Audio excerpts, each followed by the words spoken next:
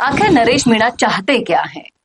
इस सवाल का जवाब भी आपको इस वीडियो के अंदर मिलने वाला है, क्योंकि अभी जो स्थिति नरेश मीणा की दिख रही है पिछले समय से अभी तक की, उसके बाद सवाल पूछना लाजमी है।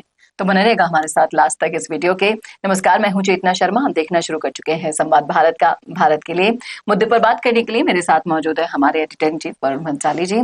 तो वरुण सर, जिस तरीके से नरेश मीणा के कई सारे वीडियोस पिछले दिनों सोशल मीडिया पर वायरल रहे, और उसके बाद जब चर्चा होती है कि आखिर क्या चाहते हैं नरेश मीणा, क्योंकि उन्हें हाड़ौती के जिन 4 नामों से प्रॉब्लम है उसका तो समझ में आता है, लेकिन जिसके पाले में वो होते हैं उसके खिलाफ भी तुरंत बोल जाते हैं, फिर चाहे से वो पायलट हो, बेनीवाल हो।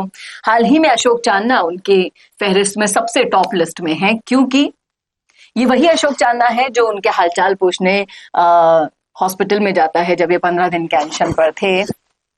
फिर ये वही अशोक चांदना है जिसे अंता उपचुनाव का प्रभारी बनाया गया। फिर उसके बाद नरेश मीणा के ये निशाने पर आए।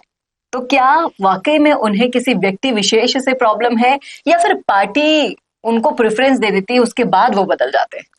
देखिए, आप इस बात को समझिए, सवाल ये नहीं है कि नरेश मीणा क्या चाहते हैं। सवाल ये है कि नरेश मीणा को क्या चाहिए।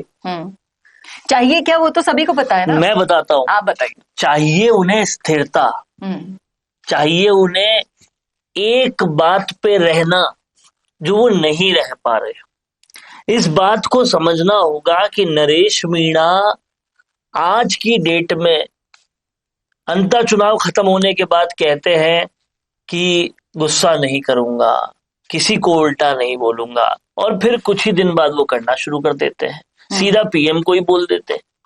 तो उन्हें स्थिरता की जरूरत है। सबसे बड़ी बात तो ये है, जिस कांग्रेस पार्टी में जाना चाहते थे उसी कांग्रेस पार्टी के एक के बाद एक आदमी को निशाना बनाते हैं। तो नरेश मीणा की लाख अच्छाइयों पर ये 1-2 बुराइयां बहुत ज्यादा घर कर जा रही है। अब समझने वाली बात ये है कि वो अशोक चांदना को निशाने पर ले रहे हैं जी। और कहीं ना कहीं ये लगातार साबित करने की कोशिश हो रही है कि वो सचिन पायलट के समर्थन में है, इसीलिए अशोक चांदना के खिलाफ है। कांग्रेस के बाहर रहकर आप कांग्रेस के आंतरिक लड़ाई का हिस्सा बन जाओ, ये पूरी तरह से कहीं ना कहीं गलत होगा, और आप आने वाले समय में कांग्रेस में जाने के सारे दरवाजे बंद कर रहे हो, इस बात को समझना होगा। कहीं ना कहीं नरेश मीणा का ये जो व्यवहार है, ये कहीं ना कहीं उनकी राजनीति में आगे बढ़ने का सबसे बड़ा राह का रोड़ा ना बन जाए, ये उनको समझना पड़ेगा। लेकिन हाँ, नरेश हम बात कर रहे थे कि नरेश मीणा को चाहिए क्या। देखिए, नरेश मीणा एक जनप्रतिनिधि बनना चाहते हैं, वो किसी भी कीमत पर विधायक बनना चाहते थे, लेकिन वो सारे ऐसे काम कर रहे हैं कि वो किसी भी कीमत पे विधायक ना बने। आप इस बात को समझिए। सवाल उनको अपने अंतर्मन से पूछना होगा, 25 साल हो गए, क्यों विधायक नहीं बन पाए? 25 साल हो गए, क्यों आपके जूनियर आपसे आगे बढ़ गए? तो क्या अपनी बात पर बने नहीं रहना ही उनके लिए बहुत सारी चीजें, अपनी बात पर बने नहीं रहना, किसी से मित्रता वाला व्यवहार मत करना, हर किसी के दुश्मन हो जाना, उसी के अलावा हर बार हिंसा कर लेना, कार्यकर्ताओं पर भी हिंसा कर देना, और भी बहुत सारे रीजंस हैं। उत्तेजना बहुत तेजी से आना, गुस्सा बहुत तेजी से आना, अपने गुरुओं को ही भूल जाना, और कहीं ना कहीं एक जगह पर एक बात पे टिके न रहना, एक कंस्टिट्यूएंसी में बने न रहना, फटाफट इलाके बदल जाना, फटाफट मुद्दे बदल जाना, ये सारी बातें हैं जो कहीं ना कहीं नरेश मीणा को बहुत ज्यादा पछाड़ रही है।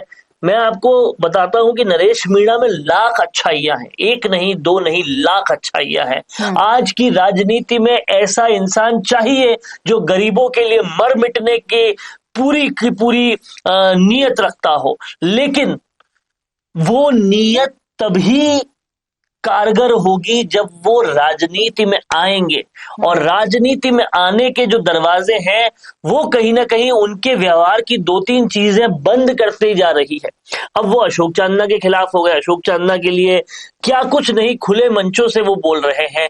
कहीं ना कहीं धैर्य अपनाना होगा, बहुत सारे वक्तव्यों पर लगाम लगाना होगा। सल्यूट कर रही थी दुनिया उनको और हम भी उनको, जब वो उन बच्चों के लिए स्टैंड ले रहे थे जिन बच्चों को कोई नहीं पूछ रहा था, उन झालावाड़ के दिवंगत बच्चों के लिए स्टैंड ले रहे थे। मैं सल्यूट करता हूं नरेश मीणा को ये कहते हुए कि इस निर्जा मोदी के पीछे तो सब पड़े हुए हैं, लेकिन झालावाड़ के बच्चों को जब सबने छोड़ दिया तो आपने उनके लिए 15 दिन का अनशन किया। ये सैल्यूट योग्य बात है। आपकी जान पर बनाई थी, फिर भी आप उनके लिए लगे रहे। उनके गांव के सरपंच तक उनको बकरी देकर इतिश्री कर गए, लेकिन आप उनके लिए लगे रहे। ये तारीफ के काबिल बात है, सम्रावता तारीफ के काबिल है। जो कुछ भी लोगों के लिए आप कर रहे थे वो तारीफ के काबिल था, लेकिन वहां थप्पड़ बजाना, कार्यकर्ताओं पे लात घूंसे चलाना, बहुत जोर जोर से हिंसा करना, गुस्सा करना, हर किसी राजनेता पर उल्टा बोलना, किसी का फोन लाउड स्पीकर पे कर देना, किसी को नामर्द कह देना, ये सारी चीजें राजनीति की आपकी आप ही की राजनीति को खत्म कर रही है। ये आपको समझना पड़ेगा। किए कराए पर पानी फेर रही है, ये आपको समझना होगा, क्योंकि अभी लंबी लड़ाई लड़नी है। और अगर आप लंबी लड़ाई लड़के जनता के सिपाही बनकर पहुंचना चाहते हैं सदन में, तो आपको इन सारी चीजों पर काम करना होगा। नहीं तो बार बार आपकी मेहनत पर आप तो पानी फेरेंगे, और इनके साथ पानी फेरने वाले लोग भी बहुत सारे मौजूद हैं, चारों तरफ मौजूद हैं। इसीलिए आपको देखिए, अभी कुछ एक आध दिन पहले मैंने एक पोस्ट देखा था, नरेश मीणा बेनीवाल से गुहार लगा रहे थे। किसानों की आवाज वो हाल ही में उठा रहे थे 12 में, जहां उन्हें खाद नहीं मिल रही थी, और खाद के लिए जिस तरीके से उन्होंने संघर्ष किया जिला कलेक्ट्रेट के बाहर, उसके बाद सोचने को समझने को मैं ये मजबूर हो गई कि क्या वहां के जनप्रतिनिधि को इतनी भी सुध नहीं है कि वो लोगों के बीच में जाकर बैठ सके। जनप्रतिनिधि का काम नरेश मीणा कर रहा है, लेकिन आप देखिए कि वो फिर से गुहार हनुमान बेनीवाल से ही लगा रहे हैं। क्या इस तरीके से वो जनप्रतिनिधि अस्थायी जनप्रतिनिधि बनकर जीवन भर काम करते रहेंगे क्या? देखिए, आप समझिए कि नरेश मीणा ने जो एक प्रण लिया कि वो अब छबड़ा, अंता और टोंक का देवली, उनियारा, इन इलाकों को कभी छोड़ेंगे नहीं। तीनों इलाकों से जहां उन्होंने इलेक्शन लड़ा, वहां की जनता के लिए लगातार लड़ते रहेंगे। वो उन्होंने करके दिखाया, ये बहुत अच्छी बात है। जिस प्रमोद जैन भाया की आप बात कर रहे हैं, वो चिट्ठी पत्री से ऊपर आते नहीं थे कभी भी। कोई भी बात हो, चिट्ठी लिख दी, हो गई थी श्री। इसी तरह से आज तक की सियासत चलाई। लेकिन जब नरेश मीणा धरने पे आके बैठ गए तो उन्हें भी अल्टीमेटम देना पड़ा कि मैं भी धरने पे आऊंगा। आप समझिए, सोते हुए जनप्रतिनिधियों को जगाना विपक्ष का काम होता है, और असली विपक्ष का काम अपनी विधानसभाओं में नरेश मीणा कर रहे हैं। लेकिन समझने वाली बात यह है कि आपको ये दिखाना चाहिए कि आप में अकेले में कितना दम है। हर छोटे छोटे मसले पर अगर आप हनुमान बेनीवाल को बुला लोगे तो लोग आपका कैलिबर किस तरह से आकेंगे, ये आपको समझना होगा। हालांकि हनुमान बेनीवाल ने जब एक तरफ दोस्ती का हाथ बढ़ाया, उनकी रैलियों में आए, तो इसे एक दूसरे नजरिए से भी देखा जा सकता है कि क्योंकि वो किसान नेता हैं और किसानों की बात है, तो उन्हें वहां पर उस मंच पर बुलाया जा रहा है ताकि उनका किसानों के प्रति जो स्टेचर है वो और बढ़े। इसको इस नजरिए से भी देखा जा सकता है। लेकिन दूसरी तरफ जिस तरह हनुमान बेनीवाल अकेले अपने दम पर, वो भी तो एक ही सांसद है, एक भी विधायक नहीं उनका, अपने दम पे बड़े से बड़े मसले हल कर लेते हैं, रैली कर देते हैं, सब कुछ करते हैं। नरेश मीणा को भी उस स्टेचर पर आना पड़ेगा, वो स्टेचर लाना पड़ेगा। उनको ये दिखना चाहिए कि वो यहां तक तो पहुंच चुके हैं कि उनके करने की वजह से उनके पीछे पीछे अब प्रमोद जैन भाया भी चीजों को कर रहे हैं। लेकिन इससे और आगे बढ़ के प्रशासन, शासन आपकी बात माने, आपके काम कराए, ऐसी डिप्लोमेटिक राजनीति भी करनी पड़ेगी जो हनुमान बेनीवाल करते हैं। हर धरने के उनके मंच पर आकर अधिकारी आश्वासन देके जाते हैं, उनके सारे काम होते हैं, फिर चाहे वो आलोचना कितनी भी करती रहे। ये एक बार नरेश मीणा को सीखना होगा, खुद के दम पे काम करवाना शुरू करना होगा। और ये मेरी गारंटी है, अगर 2028 तक उन्होंने इस तरह से अपनी तीनों विधानसभाओं और सवाई माधोपुर, जहां के वो डुंगरी बांध और कई सारे मुद्दे उठा रहे हैं, उन पर लोगों के इस तरह से उन्होंने काम कराने शुरू कर दिए जी, तो 2028 में उन्हें सबसे बड़ा तीसरा मोर्चा बनने से कोई रोक नहीं सकता। लेकिन जिस तरह से अभी व्यवहार में चेंजेस आ रहे हैं, बात से पलटना हो रहा है, वो उनकी राजनीति को वापस उल्टी दिशा में भी ले जा सकता है। तो ये उनको सोचना और समझना पड़ेगा। क्या कहते हैं आप इस मुद्दे पर? रखिएगा राय कमेंट बॉक्स में। कैसा लगा वीडियो बताना न भूलिएगा और ऐसे वीडियोस के लिए देखते रहिए संवाद भारत का, भारत के लिए।